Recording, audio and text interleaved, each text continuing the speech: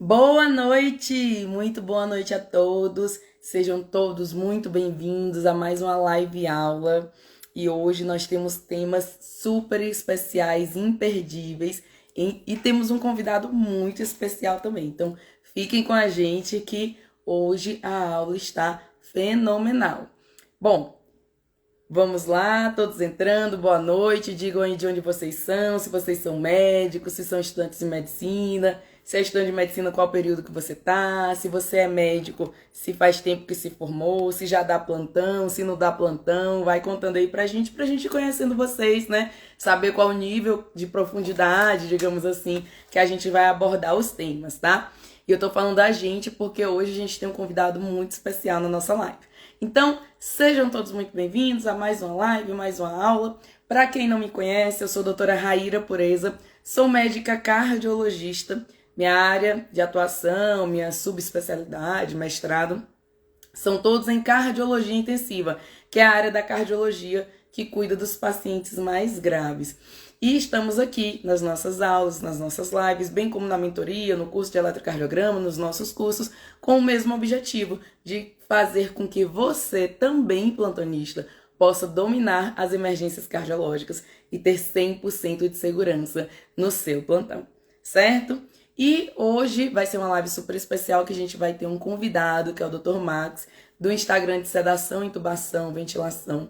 Daqui a pouco ele está entrando por aí. E aí a gente vai começar nossa super live. Então, quero ouvir um pouquinho de vocês, de onde vocês são, se já são médicos, são estudantes de medicina, vão contando aqui embaixo.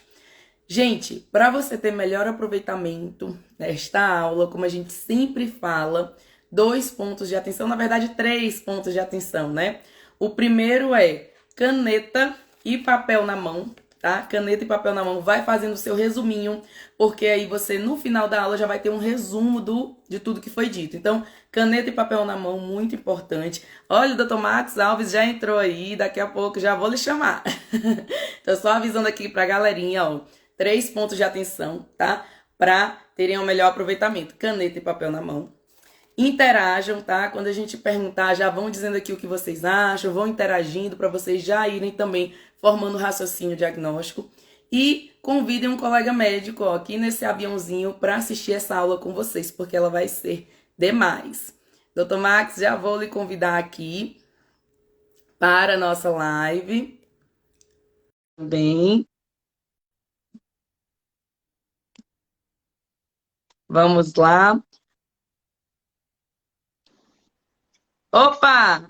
E aí, doutora Raíra, tudo bom? Boa noite, tudo bem? Deixa eu me enquadrar aqui, eu acho que tá ótimo. E aí, como é que você tá? Tô bem, graças a Deus. E você? Ótimo. Primeiro, gostaria de agradecer o convite, é uma grande satisfação poder compartilhar uns momentos na discussão com você. Espero que seja. Espero que seja. Ficou mudo no finalzinho. Muito proveitosa, com certeza vai ser. Já, deixa eu só tentar aqui. Ah, voltou. Não, o som tá aí. Voltou? Tá escutando bem agora? Tô escutando, tá ótimo. Olha, eu Tá, quem agradeço, tá? Você ter aceitado participar, é uma honra para mim. Muito obrigada. Eu vi seu Instagram, é muito, muito show de bola.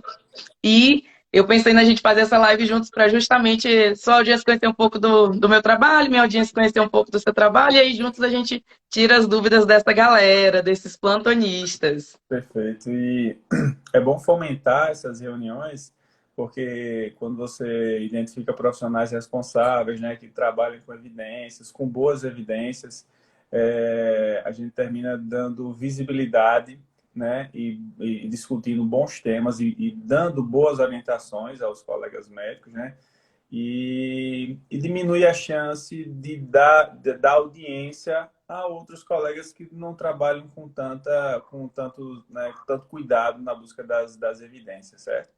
Então, cada vez mais a internet ela está possibilitando o acesso à informação, né, através das redes sociais. Antigamente, as pessoas procuravam as informações. Você tem todo tipo de profissional, né? Você tem aquele profissional que estuda, que é pesquisador, tem aquele que se atualiza com frequência, mas é comum e perfeitamente que a gente consegue entender perfeitamente que alguns profissionais eles não conseguem ou não têm mais energia para se atualizar. Então, eles pegam as informações através de colegas que eles confiam, né? Era a famosa orelhada. E hoje essa orelhada ela tá mudando para a busca de informações através das redes sociais. Então a gente precisa de um filtro nas redes sociais para a gente entender quais são as informações mais relevantes, informações seguras. Às vezes as pessoas olham lá e dizem, esse cara aqui tem muito seguidor, então termina que o conteúdo dele às vezes não se aplica bem à prática ou não se aplica a determinados casos. Então, parabéns, gostei muito do seu Instagram, das suas postagens, você usa ótimas evidências, trabalha com responsabilidade e vamos lá, vamos discutir aí o que vem aí sobre intubação, o manejo da via aérea em pacientes na emergência cardiológica. Boa.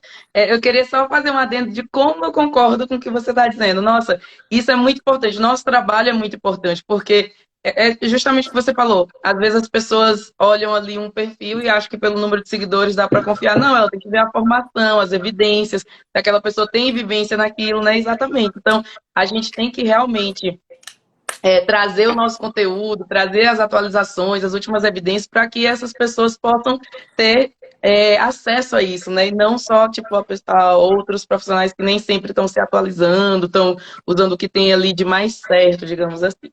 Antes da gente começar, eu queria que você se apresentasse, que falasse um pouco do seu trabalho, porque talvez alguém na minha audiência não te conheça, então eu queria que você falasse um pouquinho de você.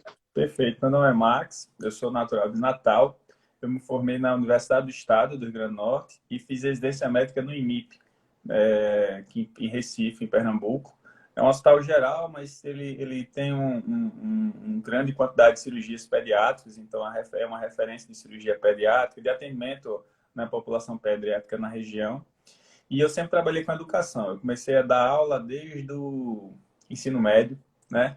Passei a faculdade toda dando aula em cursinho, ministrava aula de biologia, né?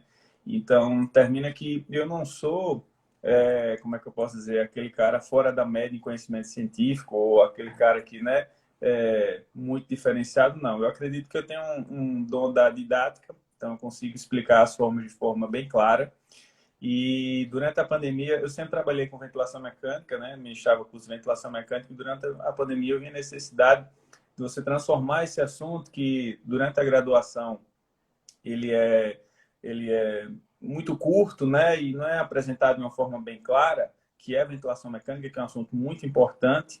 Eu consegui trazer ele de uma forma bem clara, bem didática, bem mastigadinha, porque, tipo assim, eu já fui estudante, já fui acadêmico e sei o quanto foi difícil aprender ventilação mecânica. Então, você pega lá um livro dessa grossura, falando de fisiopatologia, metade do livro, e ele tem a sua aplicação. Agora, ele não é voltado para acadêmicos, não é voltado para médicos recém-formados, né? Médicos que estão iniciando seu trabalho nas unidades de terapia intensiva e nas unidades de emergência. Então, eu escrevi um livro, ele tem umas 240 páginas, é bem legal o livro, todo baseado em caso clínico, o aprendizado baseado em problemas, e ele é muito didático, entendeu? Então, eu transformei toda a linguagem difícil de ventilação mecânica, todo baseado no UpToDate, todas as informações, todas as minhas condutas clínicas são baseadas no UpToDate. UpToDate eu vejo todos os dias, certo? A minha principal fonte bibliográfica é UpToDate, e os artigos lá que apresentou na revisão, a gente termina lendo também. Então, foi um sucesso. Ano passado, 80% dos meus alunos são do Rio Grande do Norte e 20% são do restante do Brasil. E ele se continua. Então, esse trabalho eu fiz em relação à ventilação mecânica e fui agregando aos conceitos, como eu sou anestesista, sobre sedação, né? E também manejo de via aérea. Então, hoje ele está bem completinho, lancei a versão 2022 e, graças a Deus, as pessoas estão gostando. Eu vivo minha vida toda foi voltada para a educação e pretendo continuar trabalhando com a educação por muito tempo. Ai, que da hora! Olha, primeiro eu só tenho que discordar de uma coisa. Vocês, eu acho que eu não sou um cara fora da média de... É sim, viu? Pelo que eu vejo ali, você é sim. E é muito didático também, então une o útil ao agradável.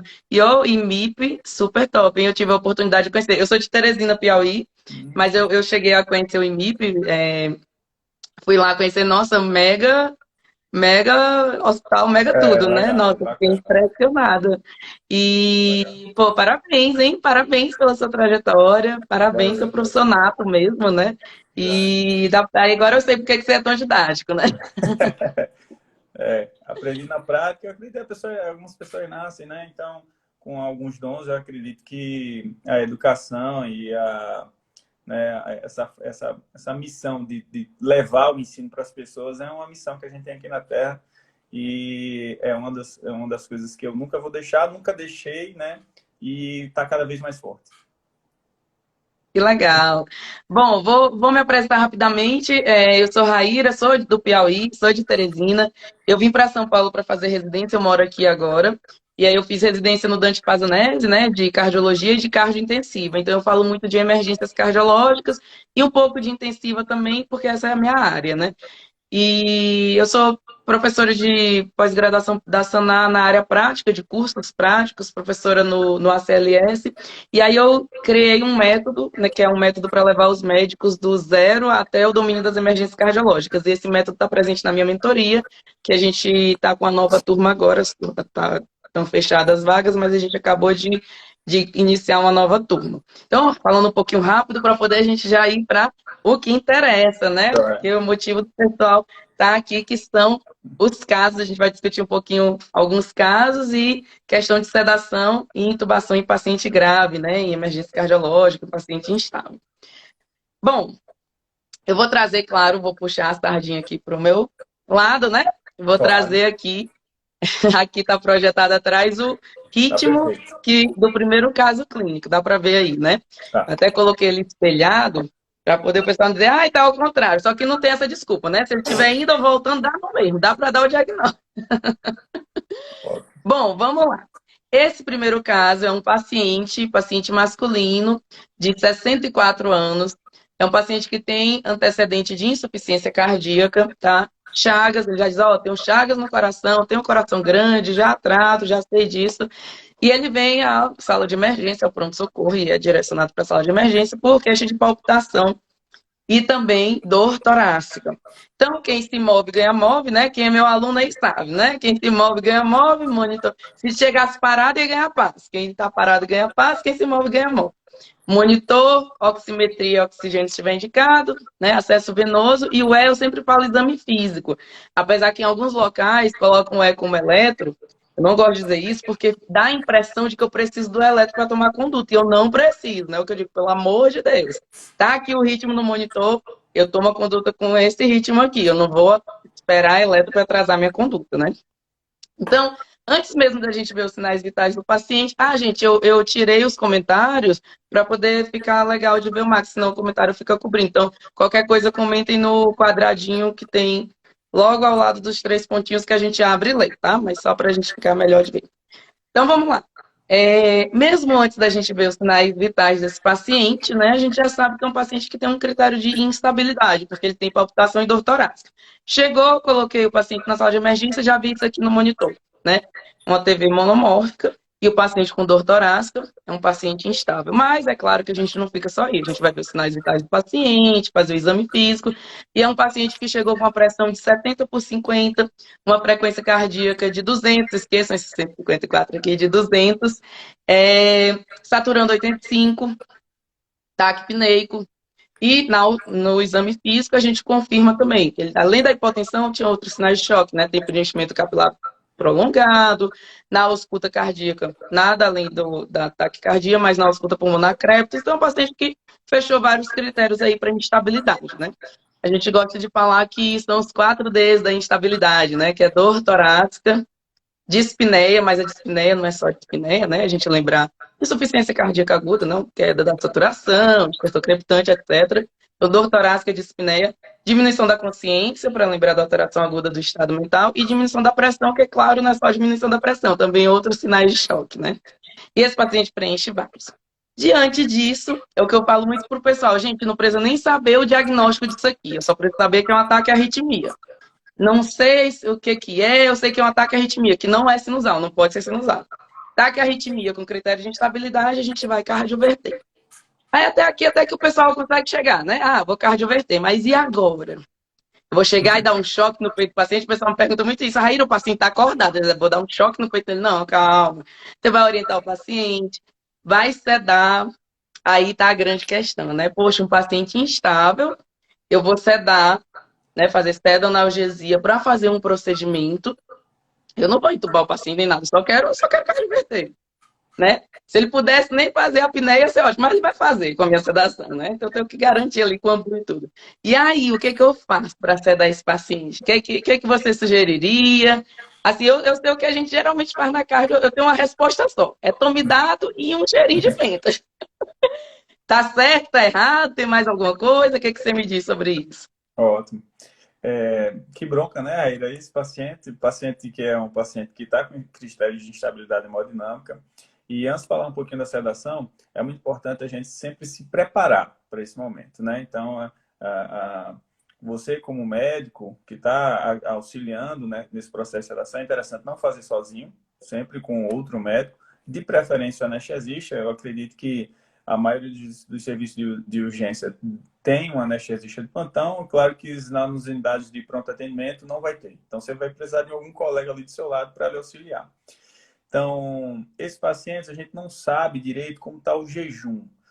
Por mais que ele diga, ele comeu há 8 horas, mas se for uma condição aguda, você pode ter um retardamento no esvaziamento gástrico. Então, esse jejum a gente não pode confiar muito. Então, todo paciente que chega no pronto-socorro, a gente tem que pensar que ele pode estar com o estômago cheio e existe um risco de broncoaspiração. Ok, então, pensando nisso, sempre que for realizar uma sedação para uma cardioversão elétrica, a gente tem que deixar um aspirador pronto de lado. Um aspirador pronto, com a sonda grossa ali, uma sonda de grosso calibre, uma sonda ali 14 pelo menos, porque os resíduos gástricos são grossos, assim, então você precisa de uma sonda, um sistema de aspiração suficiente. Vai estar todo mundo paramentado, você vai estar com ajuda. Tem que ter equipamento de via aérea avançado. Por mais que você não vá entubar esse paciente, é o que você não quer, você não pretende entubar, é uma sedação para um procedimento, você tem que ter laringoscópio testado, tubo testado e sempre um plano B. Qual o plano B? Um dispositivo auxiliar para intubação, como o bugie ou uma máscara laríngea, tá certo? Então, isso tem que estar bem disponível, chegou, não vai chegar a qualquer canto, fazer sedação, não. Tem que estar tudo prontinho. E também um ventilador. O ventilador eu acho que pode ser até desnecessário, é bem provável que você tenha nesse momento, né?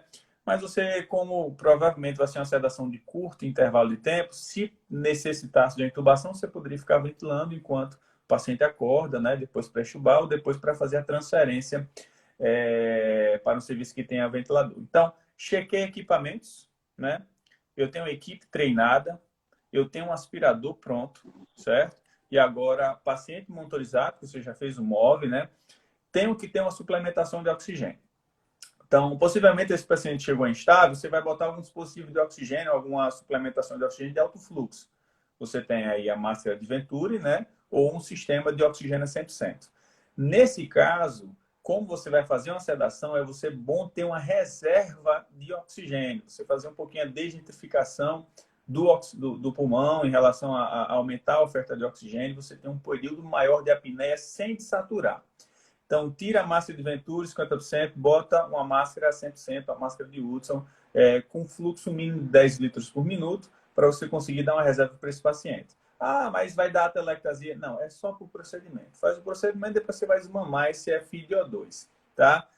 Mas se esse paciente chegou com edema agudo, não sei bem o quadro clínico e tal, se ele já estava com CPAP, você mantém o CPAP. Se ele tiver com CPAP, em tratamento aí, por alguma congestão, edema agudo, ou sei lá, o DPSC associado, você mantém o CPAP. Então, CPAP você mantém. Não vamos tirar CPAP para fazer procedimento. Então, CPAP você mantém. Se não for CPAP, for uma suplementação de oxigênio, deixa lá uma suplementação de oxigênio a 100%. Perfeito. Então, fiz a minha suplementação, me preparei, agora a gente vai realizar a sedação. Na escolha da técnica da sedação, a gente tem algumas possibilidades. Você pode usar etomidato? Pode usar o Propofol. Não seria muito bom nesse caso, mas eu vou fazer algumas considerações. Posso fazer o midazolam? Posso.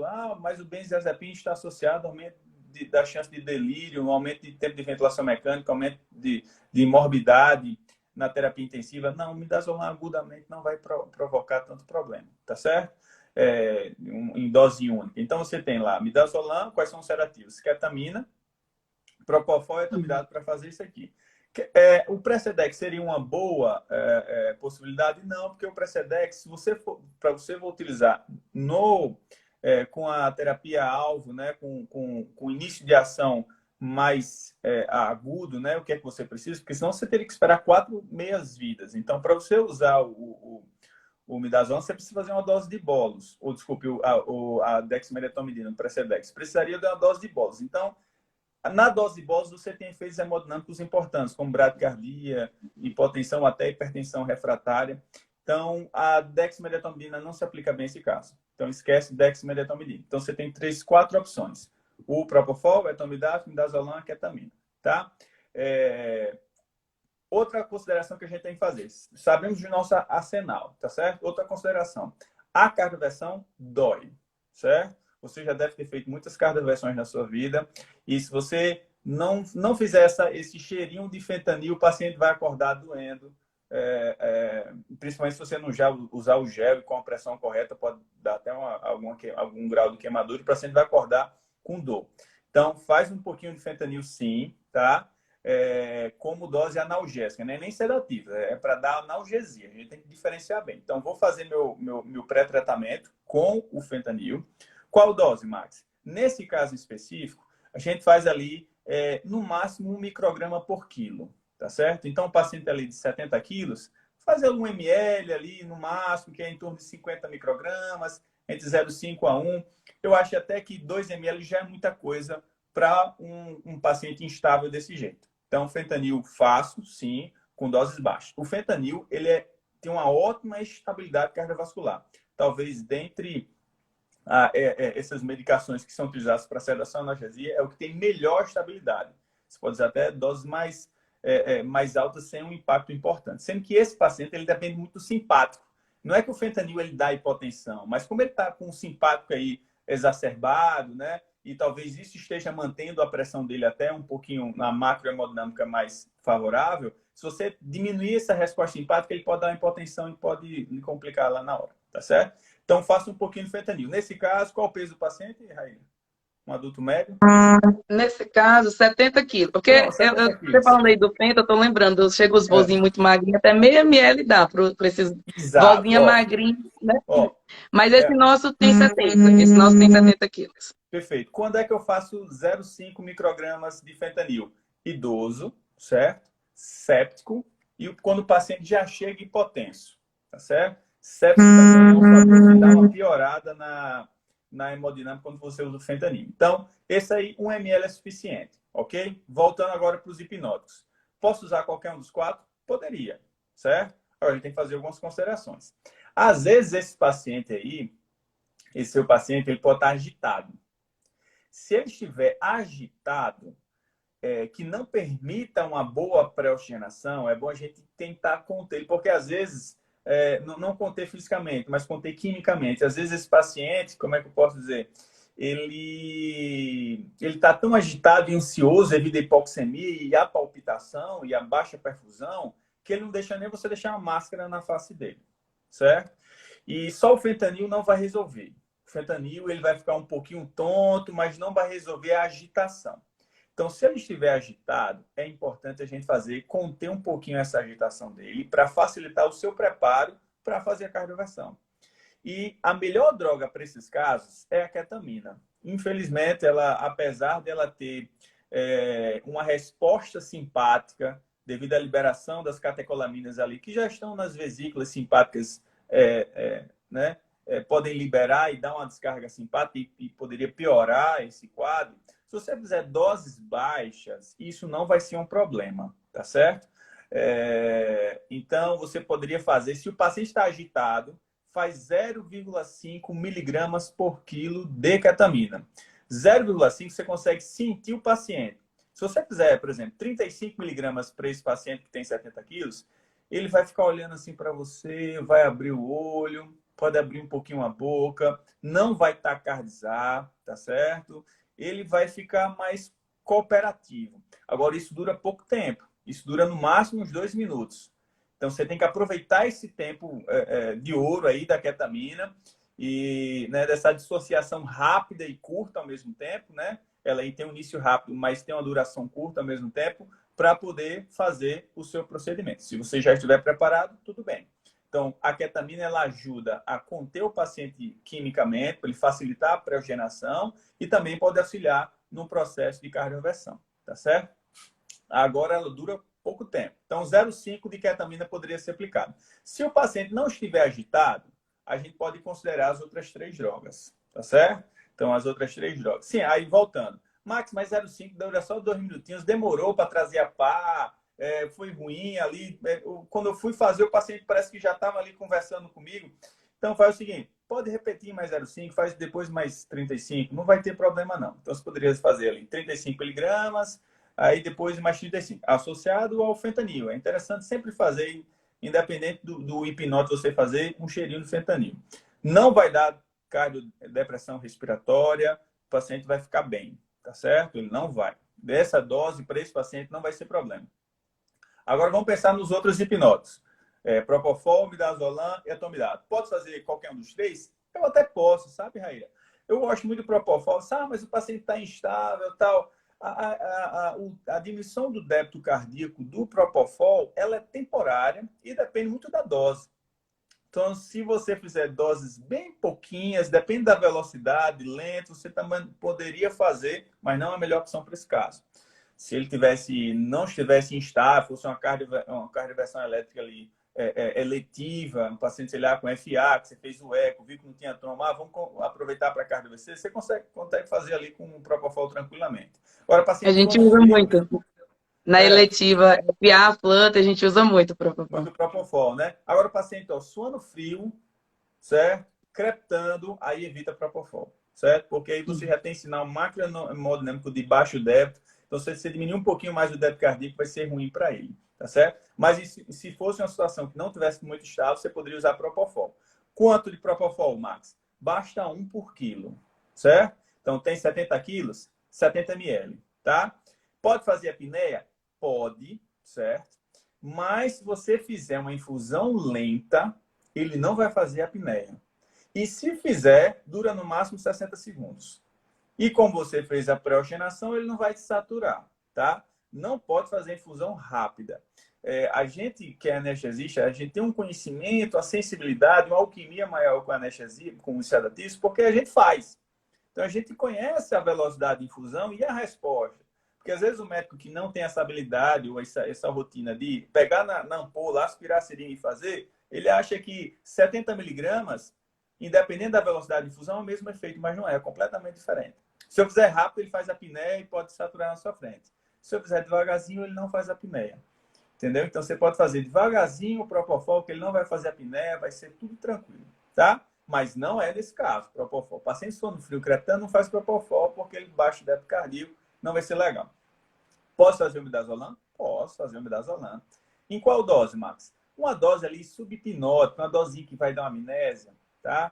Então você faz ali no paciente desse, faz 0,05 por quilo, vai dar ali uns 3, 4 miligramas.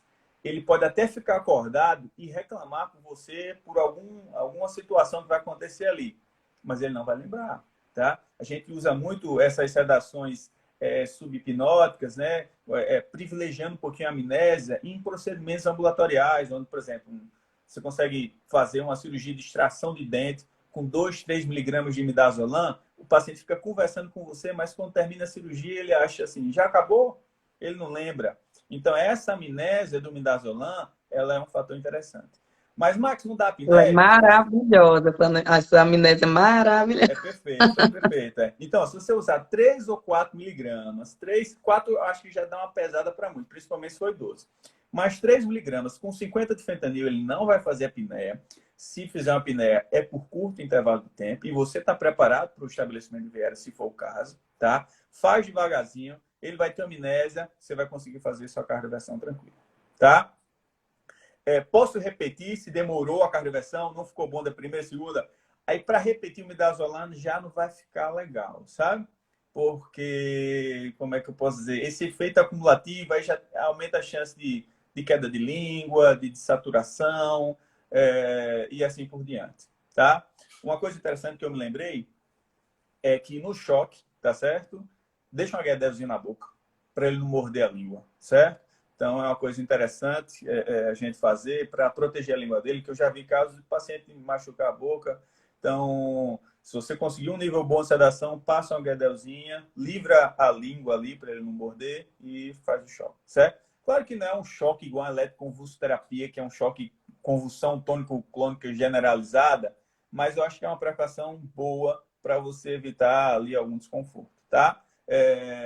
Ok. Aí posso fazer para repetir já não dá. Repetir já vai ficar meio ruim, aí já vai ficar uma bagunça ali a sua sedação, certo? Então, o midazolam não seria a melhor escolha, seria uma escolha mais para aquele profissional inseguro, certo? Que ele não quer ver uma apneia, ele tem medo de usar o Propofol e o paciente está instável, ele tem medo ali de uma apneia, de uma entomidade, então aquele que está começando um cheirinho de midazolam com fentanil seria tranquilo, certo? E o profissional que já tem uma segurança, que tem um hábito de fazer como você, né? E outros profissionais, cardiologistas, ou que tem essa vivência de fazer eletrocardioversão, né? Você já usa a etomidato. Agora, a etomidato vai lhe dar uma apneia, tá? Posso ventilar? Posso. Já deixo o ambu preparado. Mas é aquela mesma coisa que eu falei, Raíra. Se você fizer devagarzinho, ele vai dar uma apneiazinha ali de 30, 60 segundos no máximo. Lembrando que sedação não provoca paralisia. Às vezes os alunos perguntam assim, eu já fui chamado na enfermaria em vários locais. Não, porque o paciente aqui não seda. O paciente está lá com o olho fechado, dormindo, entendeu? Mas está se mexendo. Mas está se mexendo porque não está paralisado. Você não usou bloqueador neuromuscular. Sedação não significa paralisia muscular. Até porque a Então, gente quer uma sedação só para o choque, a gente não quer que ele fique de 100%, né? exatamente, Eu não vou abrigado. entubar o homem. Exato. Então, você está provocando um conforto para o paciente, né? E também para o médico, para ele se sentir mais seguro ali na hora de fazer o procedimento. Então, posso fazer, posso etomidato. Qual dose?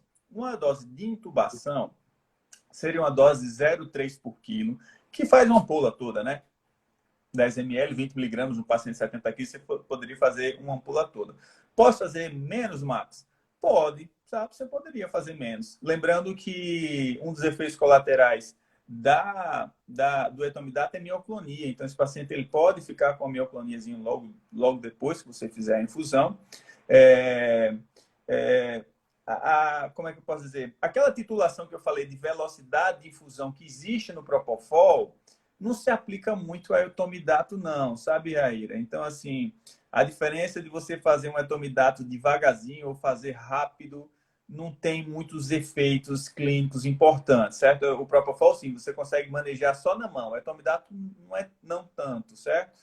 Ele também tem um período de vida curto, mas a situação assim, a gente não consegue fazer esse controle exato, não. Dá para fazer 0,2 por quilo, em torno de 7, 8 ml, no máximo 10. Se prepara para uma apneia, deixa um ambuzinho, um aguedel lá, se precisar ventilar. Mas como é um procedimento de curto intervalo de tempo, você vai ter uma segurança tranquila de fazer e até repetir, no caso, usando o etomidato com mais segurança. Então, o etomidato, você tem uma apneia curta, certo? Você não tem efeitos cardiovasculares importantes, você mantém uma boa estabilidade. E você pode, inclusive, repetir esse choque, né, algumas vezes depois, porque ele vai dar ali uns 5, 8 minutos de tranquilidade. Tá certo? Então, por esse caso, a melhor droga seria o fentanil, para evitar dor, certo? E o etomidato pelo seu grande efeito cardiovascular, pela sua grande estabilidade cardiovascular. Boa, então acertei, né? Olha, a gente usa muito, né, o etomidato mesmo. Eu não faço a dose cheia, a dose de intubação. Geralmente, muito antes, a gente consegue a sedação necessária para a cardioversão. E é aquilo, a gente muitas vezes aproveita, quando é FA, nunca sai na primeira, né? Aquele Não. 120 nunca sai. Sempre você vai para os 200 para poder sair. Então a gente já aproveita ali, dá uma checada se o paciente não está superficializando, que às vezes tem que replicar. E aí já vai no segundo choque. Até porque eu falo muito para os alunos que é muito importante essa parte de observar após o choque, que o grande problema seria se degenerasse para um FV, né? Porque você fazendo tudo certinho, sincronizando, que eu falo muito pro pessoal, a gente não esquece de sincronizar, pelo amor de Deus, que aí você vai dar outro. E o pior é que assim, eu já presenciei na prática, eu já tive que interromper uma cardioversão, cheguei, opa, para tudo, não está sincronizado. É uma coisa simples, mas que às vezes as pessoas não se ligam. Então É, você sincroniza, né, cardioverte e mantém o olho ali para ver se o ritmo mudou ou não, se você vai cardioverter de novo, às vezes até virou uma parada e você tem que mudar de protocolo, né? é. Mas sim, pode falar. Não, exato, é um dos principais erros e reprovações da CLS é essa, né? Quando você não checa após a cardioversão, né? Então, isso é muito Exatamente. E importante. o pior é que acontece sempre na prática. Eu Sempre. não tira. Às vezes o residente ali, mas é É, não mais o tira. R1 ali, que a gente chama R1 de cardio, né? Mas o É, R3 ali de cardio, ó, mantém as paz, criatura. é verdade. Eu faço muita sedação para ecocardiograma transesofágico e a gente faz cardioversão com relativa frequência, certo? Então, a equipe da gente já está bem treinadinha quando vai fazer a cardioversão, na hora de sincronizar, de manter. Já presenciei TV após cardioversão também, tá certo? Graças a Deus saí com tranquilidade. E com etomidato você consegue dar uma segurança, consegue dar um bom tempo, você consegue dar eu acho que é um dos melhores sedativos para esse procedimento. Boa. Ah, eu sou apaixonadíssimo pela atomidato. O etomidato é um dos principais sedativos do mundo, né? Se você for pesquisar quais são os principais sedativos utilizados nos serviços de emergência do mundo, é o etomidato. Sendo que Boa. veio aquela falácia lá do surviving sepsis, que o etomidato poderia Uhum. aumentar a mortalidade. Isso já está muito bem claro, que não aumenta, os estudos são controversos, inclusive o que originou essa informação. Outros estudos vieram desmistificar isso, então você pode usar etomidato, porque etomidato vai dar insuficiência adrenal, o paciente vai aumentar. Isso não tem. Se você tiver uma insuficiência adrenal, você pode repor com hidrocortisona, né? Exato, você pode usar a droga vasoativa depois. E se a hipotensão persistir por mais de 24 horas, ela não tem associação com a etomidato que você usou ali no seu processo de sedação ou de intubação. Então, eu acho que, tipo assim, foi um boato que surgiu ali do etomidato que fez com que o coitado ficasse aí de escanteio nessa Copa do Mundo dos sedativos, né? Boa. Eu uso bastante etomidato, adoro etomidato, é uma droga muito versátil e é uma das principais utilizadas nesses casos, principalmente nas emergências cardiológicas. Inclusive, tem um trabalho muito recente, publicado ano passado, está no up-to-date, quando você abre lá, está lá, What's News, né? Que na intubação em sequência rápida, só puxando aqui para intubação, né? Quando você usa ketamina, sequência rápida, ketamina e etomidato, o etomidato teve menos efeitos cardiovasculares, ou seja, ele foi superior à ketamina. Por quê? Porque a ketamina, apesar dela aumentar um pouquinho a pressão, aumentar a frequência cardíaca, se o paciente já chega desse jeito, ó, crepitando em baixo, com baixa perfusão periférica, sono frio, Ele já esgotou, né? ele já esgotou as vesículas simpáticas. E a ketamina tem efeito cardiodepressor direto, ela vai dar hipotensão no seu paciente, tá? Assim como as outras drogas. Então, tá aí o etomidato, adoro etomidato. Ah, eu adoro também. Volta e meia eu tiro aqui o meu microfone, porque é tanta moto. Agora, toda vez que eu ligo a live, é as motos passando aqui. Passa o dia sem Tranquilo. passar moto nenhuma. Ainda bem que minha filha não chorou hoje aqui para dormir. Ela tá Aí a pegando cachorrinha sono vem agora. aqui, aí faz barulho, aí eu fico tirando aqui o microfone. Mas eu sou também apaixonadíssima pelo etomidato. E sempre que alguém vinha com essa história, ai, mas e aí? A insuficiência adrenal? Você não tem hidrocortisona não, no seu Exato, é. serviço? Se fizer, você usa, pelo amor de Deus. Exatamente. Perfeito. Então, vamos para o segundo caso agora. Bora lá. Esse Você vai aqui eu botar acho um que é mais até fácil mais. aí, porque isso é pedreira, né? Vamos botar outro mais fácil aí. Vamos lá. Esse aqui eu acho que é até mais rapidinho. Tá. Paciente, a gente falou de taque arritmia instável, né? Então, vou falar o outro extremo agora. Paciente, agora uma idosa, só os vozinhos, né? Na carga, tudo os vozinhos. Então, idosa, com seus 76 anos, hipertensa, né? Com algumas comorbidades. E aí ela vem há um tempo com tontura, com sonolência, e apresentou síncope hoje, duas síncopes e veio para o pronto-socorro. E aí, como é uma paciente que já chegou sonolenta e tudo, foi levada para a sala de emergência. E na monitorização a gente vê, deixa eu ver se está dando para ver, a gente vê esse traçado aqui, né? Que aí todo mundo vai querer saber qual é o diagnóstico, o que que é um BAV 2 para 1, é um BAVT, o que que é. Mas o mais importante não é isso, né? É sempre aquela questão. Até nas arritmias instáveis, a clínica é soberana. Então, quem se move ganha move, a gente monitoriza o paciente, vê esse traçado aqui, e pronto, aqui a gente já matou o diagnóstico, na verdade. Porque naqueles 4Ds entra um quinto, né? Que é o desmaio. Ou você bota junto ali com a diminuição da consciência, que é a síncope, né? Que entra. E essa paciente, ela teve síncope e ela tá com BAVT, né? Que é um BAVT bem, assim, anedótico mesmo, que dá para ver que as ondas P estão totalmente associadas, né, do QRS, tá caindo uma aqui no finalzinho do QRS, outra aqui no meio, outra bem pertinho e vai indo. Então, a gente tem uma dissociação atrioventricular total. Lembrando que, na verdade, a TV também é uma dissociação atrioventricular total. Para o médico generalista, a gente fala muito, né? Ah, TV, ausência de onda P, o QRS largo, ritmo regular, uma TV monomórfica. Mas, na verdade, ela tem, só que curiosidade para os nossos ouvintes aí, ela tem sim as ondas P e elas são dissociadas do QRS. E aqui a gente tem uma dissociação atrioventricular total. Aí, às vezes, o pessoal pergunta, mas o BAVT não é uma dissociação atrioventricular total? Então é a mesma coisa? Não. Na TV eu tenho uma dissociação atrioventricular total com a frequência ventricular acima da frequência atrial. E aqui no BAVT eu tenho uma dissociação atrioventricular total, mas a frequência atrial é acima da frequência ventricular, né? Então tem essa diferença. Mas enfim, só uma curiosidade. Nosso paciente está lá na sala de emergência, quem se move ganha move, então monitorizei, vi uma brade, fui fazer o exame físico e ver os sinais vitais. E aí, no exame físico, eu percebo que a paciente está sonolenta, está rebaixada, então, puf, já fechou o critério de instabilidade aí. Mesmo sem saber sinais vitais, mas óbvio, a gente vai ver os sinais vitais, ver se tem estertocrepitante, vai ver tudo, né?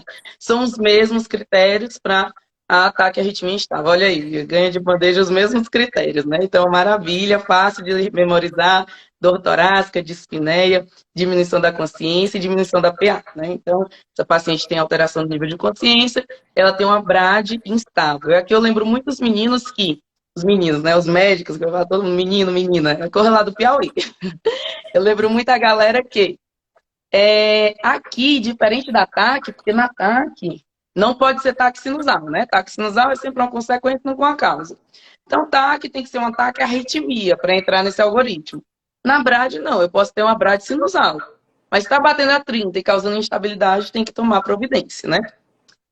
Aqui é um bloqueio avançado, então, pelo ACLS você pode até pular aquela primeira fase que é a atropina, pela atualização é 1 mg agora, posso pular e ir direto para as outras medidas, que, por exemplo, incluem um marcapasso transcutâneo. Aí eu chego nessa parte do marca-passo transcutâneo e tenho muitas dúvidas, né? Ah, como que coloca, não sei o quê, e a sedação e a analgesia para esse paciente com marca-passo transcutâneo, porque eu estou com as fases aqui, o paciente está pulando ali, né? E aí, algumas vezes, a gente precisa fazer alguma sedação e analgesia, né? Lembrando também que o marca-passo transcutâneo, ele é sempre uma medida temporária, ele é salvador de vida. Então, você tira o paciente da instabilidade, o próximo passo seria uma parada cardiorrespiratória, então você evita isso quando você instala o marca-passo transcutâneo, mas ele é temporário. Em seguida, se passa o marca-passo transvenoso, né? Você chama um especialista, se souber passar, vai ali e passa.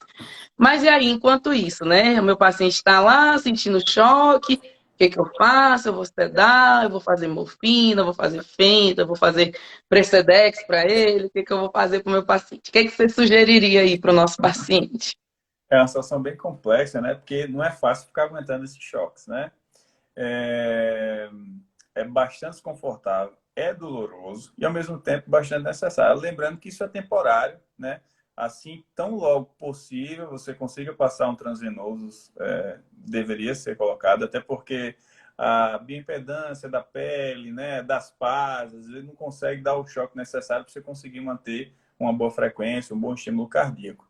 Então, isso é muito, muito temporário, tá? Qual seria a droga, assim, que tem a melhor estabilidade hemodinâmica para sedar nesses casos? Seria o atomidato, sendo que, infelizmente, o atomidato ele não tem perfil farmacocinético nem farmacodinâmico de infusão contínua.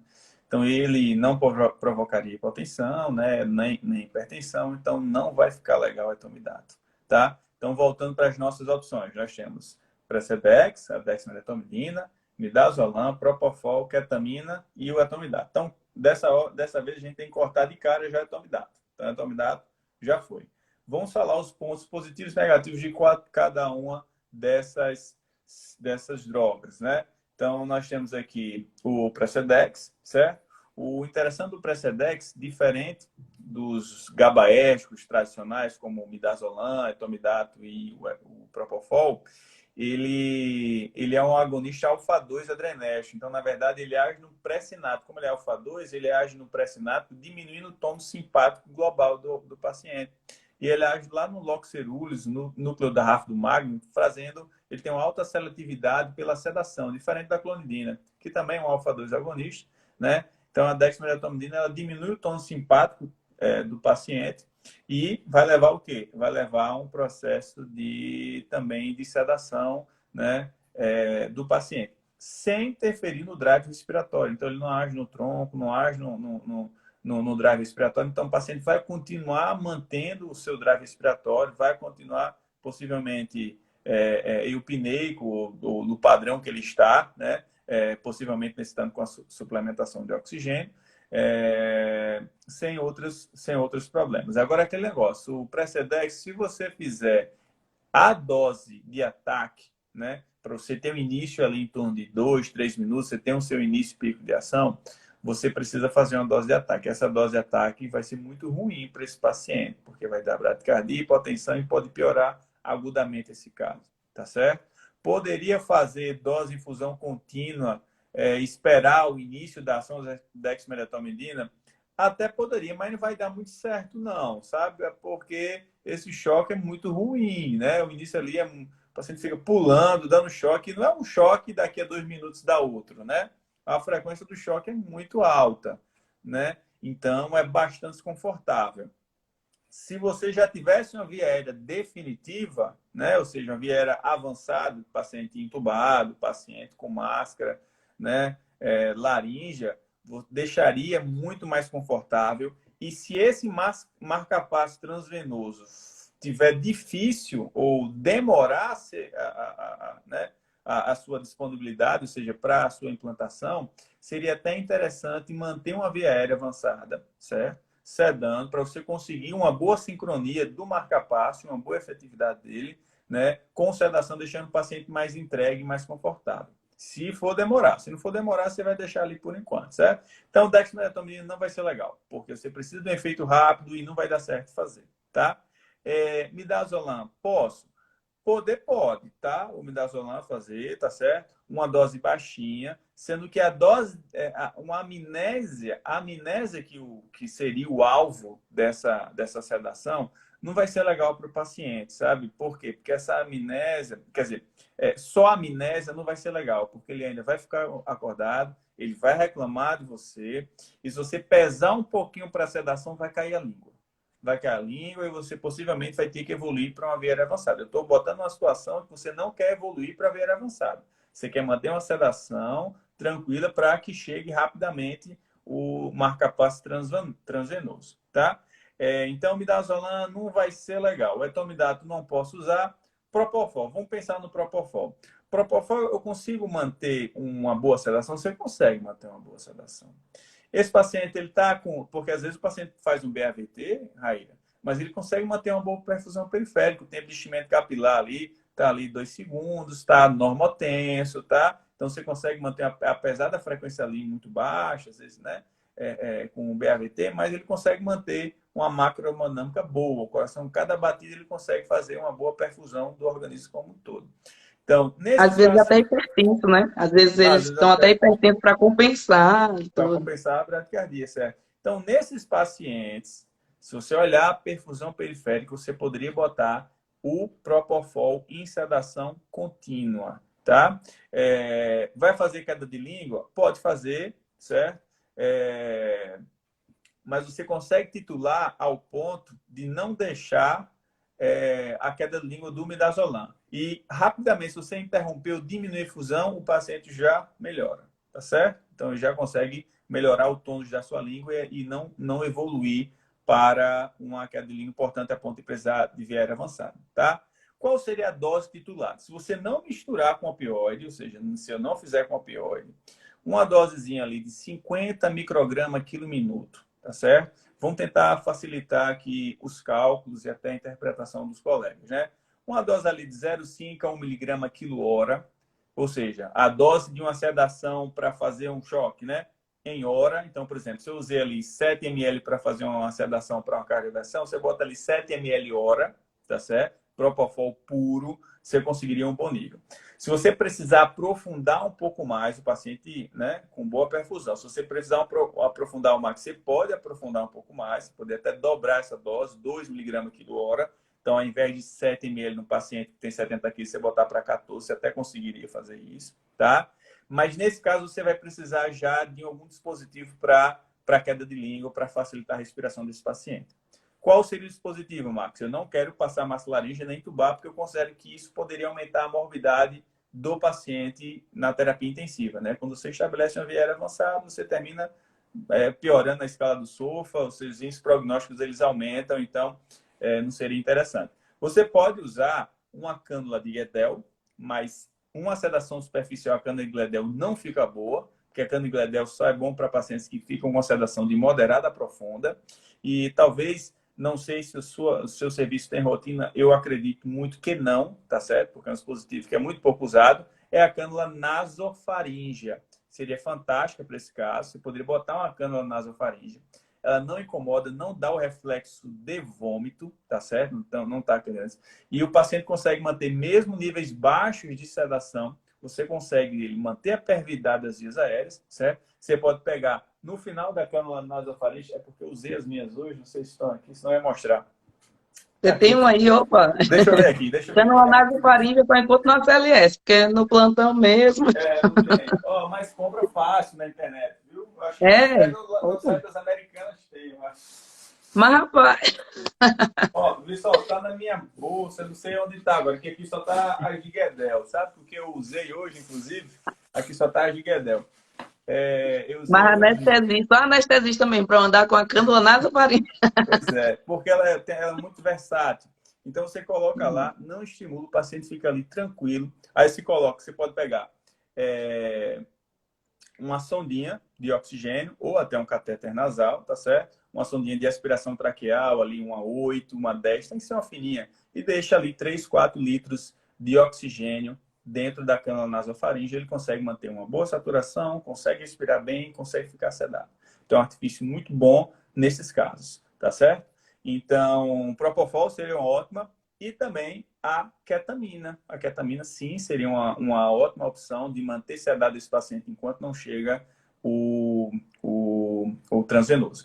Quanto de ketamina, Marcos, poderia fazer? A ketamina também é uma droga tão versátil quanto o Propofol em relação às doses, tá certo? O que eu sugiro para vocês? Vocês irem titulando, porque dose não depende só de peso. Depende do seu paciente. Às vezes você tem um paciente que é muito resistente, um paciente que é pouco resistente. Então, às vezes tem paciente que você precisa de uma dose muito alta. Então, você tem que conhecer o seu paciente. Então, você tem que ir começando a sedação e sentindo como é que ele vai ficar. Uma dose. Aí, lembrando, a dose é a intubação em hora. Uma dose que eu recomendei vocês fazerem ali de 0,5 a 1 miligrama por quilo, você usa de 0,5 a 1 miligrama quilo hora, certo? Faz o BOS 0,5 e deixa na infusão 0,5 ou 1 miligrama quilo hora. Da ketamina. Agora, a ketamina tem um probleminha. O paciente vai ficar respirando, não vai cair a língua, vai ficar tranquilo, tá certo? Agora vai ficar com a boca cheia de saliva. E dá uma cialorreia importante. E esse fator aumenta a chance de laringoespasmo, broncoespasmo, complicações respiratórias. Então, a atropina, apesar de não agir no BAVT, não ter ação no BAVT, né? Não ajudar no tratamento do BAVT, né? Mas ela vai ajudar em deixar a boquinha seca do paciente e isso evitar complicações respiratórias. Isso aí eu não sabia não da ketamina, de deixar muito celorreico, até porque não, é os terrível. meus marca-passos transcutâneos são muito rapidinhos, né? Tipo, se Chega eu rápido. usar, já é trazendo o transvenoso para passar, só para garantir ali. Exato. Então, Faz eu acho a ketamina muito maravilhosa, né? Analgesia, sedação, uma isso, coisa exatamente. assim. Mas não deixa de fazer atropina para deixar seca. Por exemplo, a ketamina é uma droga fantástica, mas, por exemplo, ela aumenta a reatividade das vias aéreas, tá certo? Aumenta a reatividade. E, por exemplo, você quer fazer uma sedação mudando um pouquinho, para broncoscopia, onde você manipula a traqueia, passa um broncoscópio dentro da traqueia, ela é contraindicada. Ela é contraindicada por quê? Porque aumenta a secreção, aumenta a atividade ali mucociliar, né, atrapalha a atividade mucociliar, então fica muito ruim. A boca fica cheia de saliva, então você tem que usar a atropina antes. Não sei se você assistiu aquele filme, O Resgate, das 13 crianças que ficaram presas lá na Tailândia, dentro de uma caverna. Conhece esse filme, não? Não, Rapaz, eu ouvi falar, mas não assisti. pronto, é um filme fantástico, certo? Onde 13 crianças ficaram presas numa caverna lá na Tailândia. E essa caverna, acho que eram uns 4 ou 5 quilômetros dentro e tinham vários bolsões de água. E era um período muito chuvoso na Tailândia e a água ficava subindo o tempo todo. A água subindo, subindo, subindo. Então, assim, foi uma comoção. Porque talvez não tenha chegado muito aqui, mas chegou, na época eu me lembro. Não me lembro exatamente o ano, mas eu lembro das reportagens. Então, assim, Eu lembro do reportagem. foi um movimento mundial aí para tentar salvar essas crianças, porque não tinha como furar a caverna e tirá-las de dentro. E tinha que ser mergulhador profissional para conseguir chegar lá. Até que encontraram as crianças e pensaram, agora como é que eu vou trazer elas de volta, né? Porque era mais assustador do que até...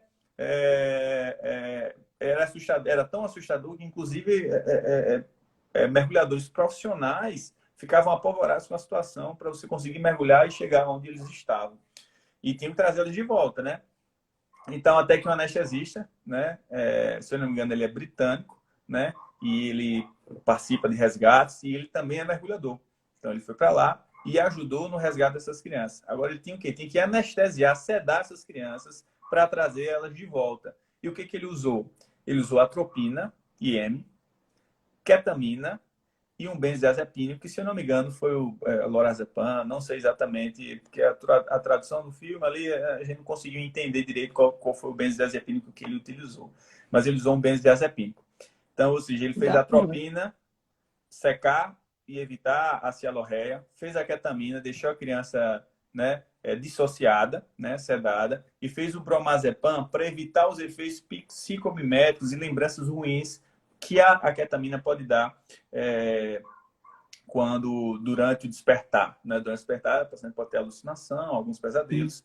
E como a distância era muito grande, eles tiveram que reaplicar a dose. Então, fizeram lá o pacotezinho atropina, ketamina e benzodiazepínico. Só para enfatizar, eu acho que ninguém vai esquecer mais que a atropina é importante usar junto com a atropina, principalmente em doses mais fortes ali, ou doses maiores ali no procedimento agudo.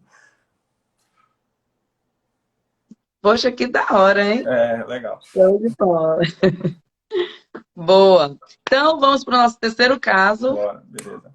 que é agora o que você gosta de fazer aí, ó.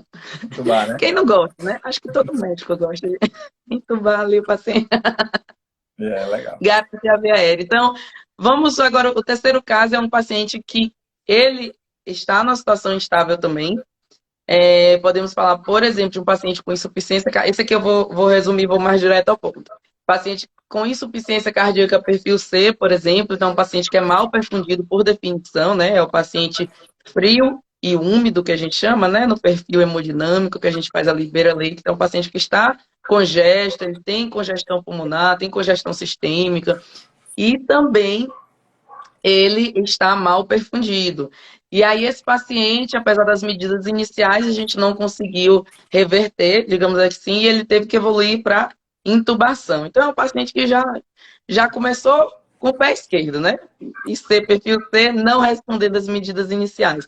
A gente pode ter um paciente com a PAI limítrofe, 90/60, por exemplo, tem uma perfusão periférica, então diminuição de diurese, tempo de enchimento capilar prolongado, tem estertores crepitantes, queda de saturação, taquidispneia, não responsiva às medidas iniciais, né? Então, um paciente que já pode ter sido manejado com furosemida, 1 mg/kg, com a dobutamina, já está com a dobutamina ali, 7 microgramas, por exemplo, não tolerou uniprídia, e a pessoa está até lá na dúvida se ele vai evoluir para um IC perfil C mais choque cardiogênico, precisa até de uma nora, talvez, porque não conseguiu uniprídia, colocou uniprídia, ele chocou, ele caiu a PA, então teve que tirar, tá agora com a dobuta, fez a furo, chegou a fazer venir, mas não respondeu. Então, a gente vai entubar esse paciente. E aí, o que é que nós vamos usar para esse paciente? Vamos lá. Só me lembrei o peso dele? Olha aí. Esse pesa 60 quilos. Ajuda então, a melhor eutrófico, né? É eutrófico, né? Eutrófico. Então, vamos lá. Vamos só pra gente... Não tem disfunção renal, nem tem potássio alto, não. Olha, perfeito. São informações importantes. Ó, então vamos lá. Então, só lembrando daquela sequenciazinha, que é um fluxograma que a gente precisa entender, né? Não vou repetir, mas equipe treinada, EPI, equipamentos de intubação, plano B, né? Tem que estar tudo isso bem estabelecido, bem organizado. Chama um amigo para estar com você lá nessa hora, né? Um colega médico, né? Fisioterapeuta, enfermeiro, quem você tiver, porque o estabelecimento de Viera é um processo potencialmente grave, né? Que pode acontecer algumas intercorrências, então uma equipe treinada é importante para você conseguir manejar bem esse paciente. Então, E, você deve... Marcos, deixa eu fazer só um adendo nisso que Ah, você está falando. É, assim, parece até óbvio quando a gente está falando, quando o pessoal está ouvindo, mas, gente, no dia a dia, acontece tudo ao contrário. Ó as motos. Olha as verdade. motos aqui. Acontece tudo ao contrário. Tipo assim, a pessoa quer entubar e quer ir sozinha, porque quer mostrar que consegue. Gente, é segurança do paciente. A gente entubou 1 milhão de vezes, nunca deu errado, mas pode ser que a próxima tenha alguma intercorrência. E é incrível. A pessoa tenta ali, não conseguiu, tenta, não conseguiu. Aí que vai chamar alguém, aí que vai pensar no plano B. Eu falo muito pro pessoal, tem até uma live que é preparação para o plantão, que eu falo muito de protocolos e tudo. Gente, conheçam qual é o protocolo. Com certeza tem um protocolo para via aérea. E siga, pelo amor de Deus. Veja qual é o plano B ali da instituição. O plano B já é um bujo, é uma máscara laringe, o que, que é. E sempre tenha. Quando a gente vai entubar o paciente, a gente tem que ter certeza que vai garantir aquela via aérea. Se não for com a laringoscopia direta e o tubo, vai ter alguma outra coisa que vai me fazer chegar lá. Seja o bujo que vai me ajudar, uma máscara laringe que sempre dá certo, né? Ou um acrílico, o que quer que seja, né? Você tem que, quando você vai entubar, você tem que saber que vai garantir a via aérea. Eu não estou indo ali brincar de entubar, tentar. Não, eu tenho que ter todos os planos. Então, isso é surreal de importante e é incrível, como no dia a dia as pessoas não seguem. É verdade. Então, isso sempre tem que ser batido, né? Os cursos de atendimento sistematizado, no caso a CLS, né? Eu sou instrutor também, fiz o curso de instrução do PAUS, né? Que é para as criancinhas, né? Atendimento de criancinha, a CLS para criança. Como também da anestesia nós temos o SAVA, que é o suporte, é o ACLS para anestesia, entre outros. Então, esses atendimentos sistematizados, esses protocolos fluxogramas, eles servem justamente isso. Porque você no plantão, você vai estar cansado, você vai ter atendido muitos pacientes, você vai se deparar com a urgência ali, né? Vai ser colocado na urgência, então se você não tiver muito bem organizado na sua mente, vai passar alguma coisa desapercebida que pode prejudicar o paciente. Então, avalie a situação, ok, fiz a monitorização, ok, e indiquei o início da ventilação mecânica, da intubação, início da ventilação mecânica, que foi o que você disse. Ele vai ser intubado por uma insuficiência cardiovascular, né? Eu sempre comento com os alunos, né, que as 3 principais indicações de intubação é insuficiência respiratória, insuficiência cardiovascular e insuficiência neurológica, que é o rebaixamento do nível de consciência. Então, você decidiu intubar o paciente por insuficiência cardiovascular. Ok. Depois disso, você vai escolher a técnica de indução, certo? Eu gosto de dizer técnica de indução, que é um termo que a gente usa na anestesia, que eu acho que deveria ser utilizado na medicina interna, porque quando você fala sedação, você pensa em sedativo. Quando você pensa em sedativo, você nem se lembra do bloqueador. Então, indução não. Indução é analgesia, bloqueio e sedação. Então, sedação não é midazolam, né? A sedação para intubação exige um conjunto, né, de fármacos. Você vai, e dependendo da situação, você vai utilizar um ou não vai utilizar o outro. Então, você vai escolher a técnica de indução. Para escolher a técnica de indução, a gente precisa avaliar algumas coisas, né? Primeiro, você vai avaliar se esse paciente tem preditor de viária difícil, né? Se você for pegar os livros de anestesia, eles têm 13 avaliadores. Distância, tireomento, tireoide, abertura de boca, circunferência do pescoço, malampate, são muitos, que não são aplicados, não são facilmente factíveis de utilizar nas emergências, tá certo? Principalmente a emergência cardiológica. O paciente não vai estar colaborativo, você não vai conseguir examinar bem a viária desse paciente. Para isso, a gente utiliza o Heaven, que é um ótimo score para você avaliar dificuldade de intubação na emergência, onde você avalia H de hipoxemia, E de extremosidade, V de vômitos, líquidos, secreções, certo? E de exsanguinação, que pode ser o paciente está com anemia, né? E o N de neck, que é pescoço, alguma alteração na mobilidade do pescoço. Então, esses parâmetros, por exemplo, hipoxemia. Hipoxemia não é um preditor de viária difícil. Numa situação letiva, mas é na emergência. O paciente que você, apesar da suplementação, está saturando 88, É uma viária difícil. Por quê? Porque se você não conseguir entubar de primeira, provavelmente ele vai fazer hipoxemia grave, né? E pode descompensar e ter uma parada cardíaca na sua frente. Então, hipoxemia é um fator, tá certo? Extremo de idade, extremo de tamanho e idade, no caso crianças, no caso abaixo de 8 anos, que é o que diz o score, também é um preditor. A capacidade vital funcional da criança é baixa, ela tem uma reserva pulmonar baixa, ela rapidamente faz hipoxemia. Obeso também, entendeu? Então, obeso. Paciente com que tem anemia, também ele tem uma baixa perfusão, uma diminuição do transporte do oxigênio pela hemoglobina, devido à diminuição da quantidade. Então, esses preditores são importantes. Então, se você classificar o Heaven 2 ou mais, ou só a limitação na mobilidade do pescoço de forma isolada, eu já chamo esse paciente de viária difícil na emergência. Então, eu chamei de viária difícil, eu já tenho que pensar, opa, tá difícil. E você tem que ser sincero com você mesmo, certo? Você tem experiência em via aérea? A maioria do meu público não tem, tá certo? Eu não trabalho com anestesistas nem com intensivistas. A maioria dos meus colegas meus alunos são médicos generalistas, médicos residentes, então eles não têm experiência com via aérea, tá?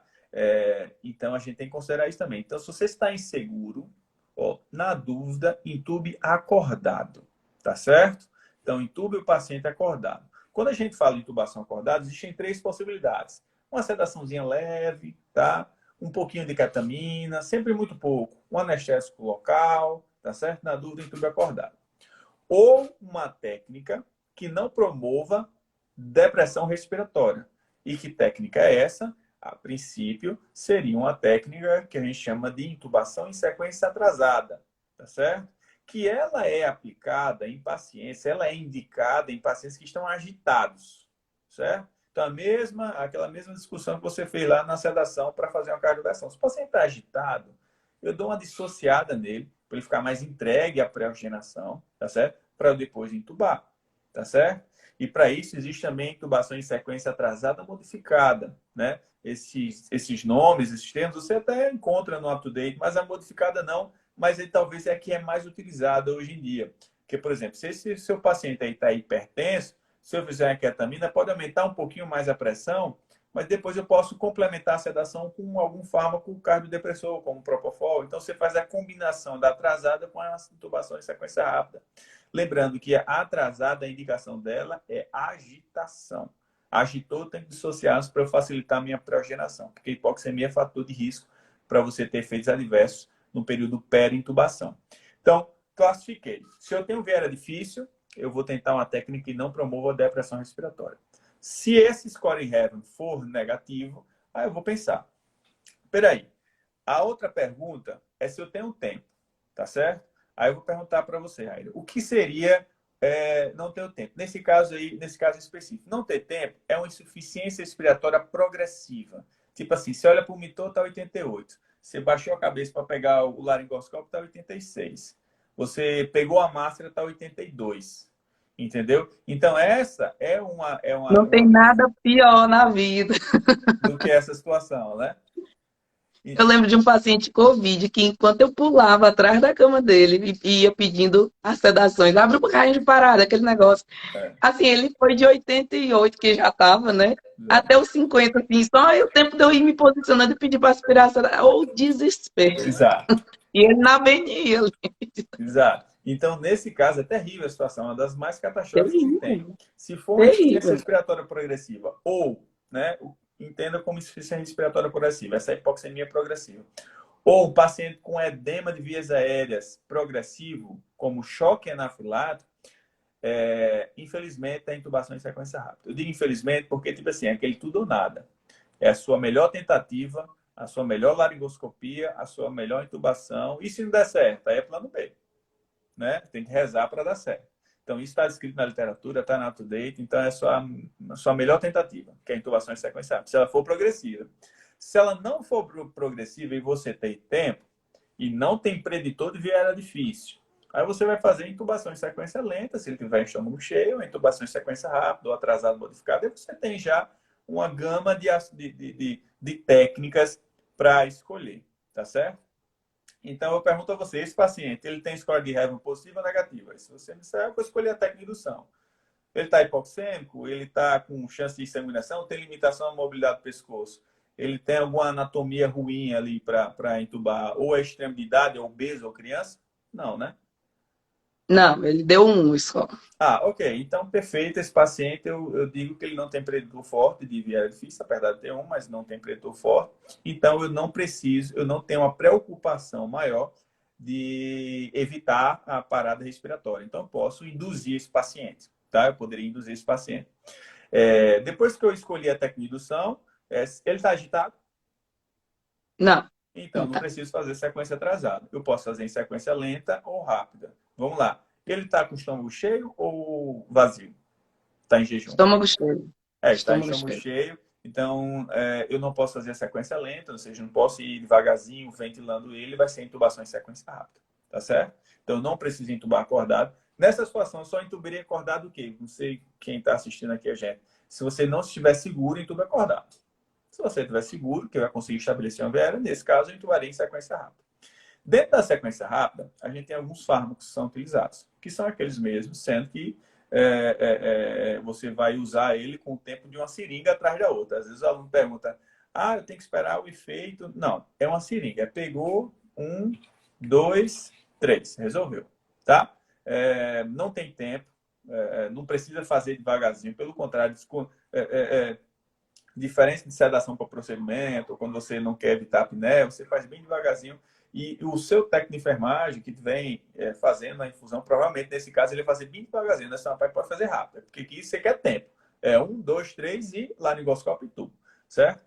Só espera um pouquinho a fasciculação da succinil, certo? Que esse paciente provavelmente não tem contraindicação succinil, tem que se atentar às contraindicações. Você faz ali o succinil, espera um pouquinho a fasciculação, ou mexe no queixo dele aqui, ó, ficou molinho, laringoscópio e tubo, tá certo?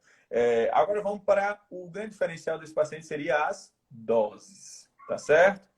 Posso fazer, antes de falar das doses, posso fazer fentanil em sequência rápida? Não é a melhor droga, porque ela demora uns 3 minutos para ter o seu pico de ação, tá certo? Mas é que é mais amplamente disponível. Inclusive, ela está descrita no capítulo Up to Date para você usar fentanil em sequência rápida. Então, você pode usar? Pode, tá certo? Mas tem que esperar 3 minutos porque ele demora. Não, aí esqueça isso, tá? Infelizmente, vai ter que ser assim. A melhor droga seria o alfentanil, que ele age com 1 minuto, tá? Sendo que a disponibilidade é muito pequena. Se tiver no seu serviço, faça o fentanil, tá? Não tem. Pois é. Se não tiver, vai ter que fazer fentanil, tá? E você está autorizado sem problema. Então, faz fentanil. Qual dose? Paciente estável é 1 a 1,5 micrograma por quilo. Não faz mais que isso, sabe? Só se for um fator de risco muito grande, como um paciente suspeito de coronariopatia, onde essa taquicardia da intubação vai gerar ali e tal. Então, paciente muito estável, hipoxêmico. Por que eu digo isso? Porque o paciente que está hipoxêmico, esse paciente aí, ó, está dispineico, VNI e tal, quando ele está conseguindo manter a saturação de 89, Raíra, porque ele está com a taquipneia. Quando você vai fazendo o fentanil devagarzinho, ele vai fazer bradipneia. E a bradipneia vai levar à hipoxemia. Não é nem depressão, a apneia que vai levar à hipoxemia. Só a bradipneia que ele vai. Ele estava 30 incursões respiratórias por minuto. Baixou para 25, ele faz hipoxemia. Aí já começa a complicar para você, porque o tempo não fica mais a seu favor. Aí você já começa a ficar nervoso, né? E não sabe bem como vai ser o desfecho. Então, faz dose baixa de fentanil. E é rápido, certo? Olha, 1, 2, 3. Qual é o hipnótico? Nesse caso aí é o grande campeão, o melhor de todos, o etomidata. Pode fazer o propofol? Esse paciente, o etomidata é o melhor. Não, falou de propofol, tira o meu coração. Então vamos lá. Posso fazer o propofol? Ele está hipertenso, né? Mas está Esse frio. não, esse tá 90 por 60. Esse é 90 por 60, né? Não dá para fazer propofol nesse paciente, não. Ele precisa... Hipertenso era o outro, era o bradicárdico. Sim, é verdade, né? É porque você estava usando nipride, não? Tentou nipride nesse? Esse é um paciente com IC-perfil-C que chegou até com seus 10, 11 Sim, de sistole, então deu para sim, tentar niprid, mas ele degringolou, sim, aí tá. tirou o niprid para 9 Tirou por nipride. 6. Pois Então, é. Propofol não vai ser legal para ele, não. E ketamina não vai dar um bom nível, assim, a ketamina versus a etomidato vai ser etomidato. E succinil, tá? Sequência rápida, uma droga, laringoscopia e tubo. Outra coisa que eu oriento e que eu defendo é o seguinte, quando você joga, Raíra, um jogo de videogame, você começa pelo nível mais fácil, né? você não vai começar pelo mais difícil. Até porque Não. você vai se chatear logo e vai dizer, eu não nasci para isso, né? Não sei jogar, entendeu? Então, quando já tem trabalhos de educação médica mostrando que os alunos novatos, né, os recém-formados ou em treinamento, eles intubam menos o esôfago quando se usa a videolaringoscopia. Então, para começar, a videolaringoscopia é mais fácil no treinamento, tá? Então, eu defendo videolaringoscopia para todos os médicos inexperientes. Porque quando você faz o estudo, o grande problema da videolaringoscopia é que tem estudo mostrando que é igual, laringoscópio convencional e videolaringoscópio, mas 100% dos estudos comparam profissionais experientes. Se você me der um laringoscópio convencional, videolaringoscópio, provavelmente, em 99% das vezes, para mim vai ser semelhante. Porque a Uhum. incidência de viéria difícil é menos de 1%. Então, assim, para mim não vai fazer diferença, mas para o médico recém-formado vai. Então, eu acho que você que está trabalhando na urgência e não intuba com tanta frequência e não tem segurança, compra um videolaringoscópio, tá certo? Ele vai lhe auxiliar no seu processo, tanto de aprendizado, né, de manuseio, e como auxiliar em viérias difíceis, tá? Tá E aí uma também dica legal, hein? Que o pessoal gosta de andar muito com buge, né? Eu compro buge, compro não sei o quê. Compro o vídeo lá com o microscópio, videolaringoscópio é pronto. bom. É mais caro, né? É mais caro, né? Mas eu tenho dois, tenho um aqui. E o Bush também. O Bush é espetacular, tá certo? Se você fizer a combinação videolaringoscópio e Bush, vai estar muito, muito boa. Agora, quando for comprar, compra um bom, tá? Não vai comprar produto ruim, porque isso vai prejudicar a sua vida. Não compre aquele Bush velho molenga, baratinho que você vê na internet, não. E não guarda ele reto, você tem que guardar ele com a memória, aquele bujo um pouquinho mais rígido, tá certo? Compre um videolaringoscópio bom, que isso pode salvar muitas vidas. Então, o seu plano B é uma maxilaringe. Maxilaringe também tem que ser da Ambu, tem que ser uma maxilaringe boa, tá certo? Porque maxilaringe é ruim, você, mesmo profissional experiente, eu mesmo passo maxilaringe com muita frequência. Se for uma ruim, não fica boa, fica vazando. Eu fico pensando, mas será que eu não sei passar uma maxilaringe? Mas não é isso, é o produto que é ruim, entendeu? Então, Sim. se você usar uma maxilaringe boa, aí você consegue ter uma tranquilidade. Então, nesse caso aí, fentanyl, tomidade, succinil, tá? Videolaringoscópio e buge, se você tiver inexperiente, se você tiver. Se não, laringoscopia convencional, eu sempre deixo o plano B ali. Recomendo, eu só saio de casa com meu vídeo, meu buge e minha massa laranja da Ambu guardadinha ali do lado, como Gente, saquinho de escutem proteção. isso. Olha só, o nosso anestésio aqui, ó. Super experiente tá falando isso. Então, sejam humildes, tenham alguém para entubar do lado de vocês. Usem tudo. O pessoal gosta, eu entubo é sem fio guia. Não, tem que ter fio guia, tem que Esqueça. ter tudo, gente. Tem É que a ter. segurança do seu paciente, é uma vida. Se fosse um familiar seu ali, né? Não, Você não ia querer que o colega usasse tudo, que o colega tivesse videolaringo. Então, exato. assim, né? Tem que ter um. Eu vejo colegas falando, eu entubo é sem. Não, gente, tem que fazer tudo para dar certo. Se ia dar certo em 10 segundos, que dê certo em 5. É para dar É, certo e logo, né? exatamente. Às vezes as pessoas mesmo, a gente só entende o que é experiência quando a gente adquire, né? Hoje eu tenho 6 anos de anestesia e eu sei que as minhas condutas hoje e tudo que eu passei, né, de intercorrências e tal, me deixou um profissional muito mais, um profissional diferente do que eu terminei a residência. Então, eu sou anestesista. Talvez eu entube 100 pacientes por mês, entendeu? Então, eu vejo com frequência viária difícil, tá? E eu não me acho entubador geral da República e consegui entubar todo mundo sem bujo, sem fio guia e com laringo convencional. Não, eu sei das limitações do equipamento, tá? E não como é que eu posso dizer? Não diminui o profissional ele entender as limitações e procurar sempre usar os melhores. Isso não vai diminuir você. Às vezes eu boto uma coisa, eu boto assim no Instagram, eu boto assim, usem fio guia sempre.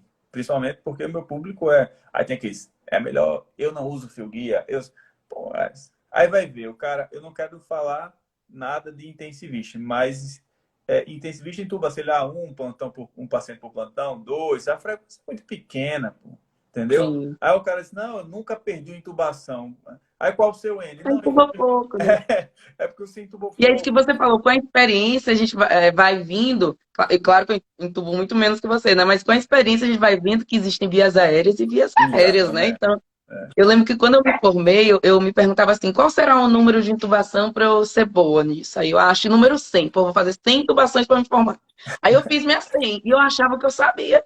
É. Depois que eu me formei, que eu vi mais outras vias aéreas, eu, caramba, gente, olha isso aqui. E toda via aérea é diferente. Por exemplo, eu entubei uma via aérea. Então, e vai ter uma via aérea impossível algum dia. Você tem que ter seu Claro. plano B, C, porque o que você tem que saber é que você vai garantir aquela via aérea, né? Então, pessoa ficar se gabando que, eu vou entubar sem pio. Isso aí pra mim é criança. Você tá brincando? Você é interno? Não, É, gente, mas, a gente é médico, tem responsabilidade com o paciente, tem que garantir a via aérea do paciente, né? exato, tem que se preparar. Então, a preparação é fundamental, tanto no posicionamento, na pré-oxigenação, no plano B e usar os equipamentos apropriados. É, hoje, por exemplo, eu quase não faço mais laringoscopia convencional. Quase 100% das minhas intubações são com vídeo laringoscopia. Aí sim, hein? Pessoa Quase chique é 100%. outra coisa. Quase 100%. Às vezes, quando tipo assim, eu esqueço em casa, por exemplo, hoje mesmo eu entubei sem vídeo laringo, sabe? Porque eu estava limpando, deixei em casa, aí hoje eu vou sair sem, assim, se não for uma viagem difícil, né? Mas eu trabalho em praticamente todos os hospitais que eu trabalho, a grande maioria tem vídeo laringo na instituição e sempre hoje em dia você tem algum colega ali do lado que tem um vídeo laringo. Então, se precisar, não vai faltar não, certo? Mas quase 100% hoje é vídeo laringoscopia. Eu vim pegar em videolaringoscópio na pandemia, na UTI, no Covid, né? No UTI Covid, né? Covid, que aí eu fui aprender, fui começar, mas é da hora mesmo. Vou comprar um bicho desse pra mim também. Eu Mas, fiz, rapaz, é chique demais. eu fiz um vídeo no YouTube, tá disponível no YouTube, que são a melhor relação custo-benefício dos videolaringoscópios disponíveis no Brasil, ali na faixa de até R$ 20 mil, certo? Você tem uns tops aí, os melhores do mundo, como o CMEC da Stores, que custa, sei lá, R$ 80 mil e tal. Mas eu me baseei em relação custo-benefício. Peguei 5, fiz a avaliação, botei ali um rankingzinho. Se você depois quiser dar uma olhada, é bem bacana. Aí você escolhe lá o que você Eu quer vou ver entrar. sim. Beleza. Mas, rapaz, olha, agora eu vou ficar chique também. Olha. Muito bom. Beleza. E aí, Bom, encerramos. galerinha que está assistindo, quem não segue Dr. Max, siga. Quem não me segue, me segue. E Doutora segue a gente Maíra, também no perfeito. canal no YouTube, né? Vai Isso. fazer o canal crescer, que essas informações cheguem a mais médicos, porque é conhecimento que salva a vida, né, gente? É conhecimento prático, aplicado para você usar no seu plantão e que sim faz toda a diferença. Então, não fique com esse conhecimento só para você, não seja egoísta, compartilhe com outros colegas médicos e vamos fazer essa informação chegar para muita gente. Já, parabéns, Aira. Obrigado pelo convite. E a gente pode fazer outros encontros aí depois. Parabéns você, muito obrigada por ter aceitado. Foi ótimo, aprendi bastante hoje. E certo, a gente marca outros encontros sim, porque eu acho que foi fenomenal. Já é de Teresina, né? Eu tenho dois amigos que são de lá e trabalham lá, que é Bruna, né, anestesista, Bruno Lima e Jackson Daniel. Não sei se é da sua época, se é contemporâneo. Eles fizeram residência no Rio e É, estão lá. eu saí logo, eu me formei, eu já saí. Já Mas saiu, né? acho que não conheço, não. Pegou não, né? Mais um dia eu volto para lá, eu vou conhecer essa galera. Beleza. Pois Tchau. olha, muito obrigada. Grande abraço. Beijo, boa Beijo. noite. Até Tchau, logo. tchau. Valeu.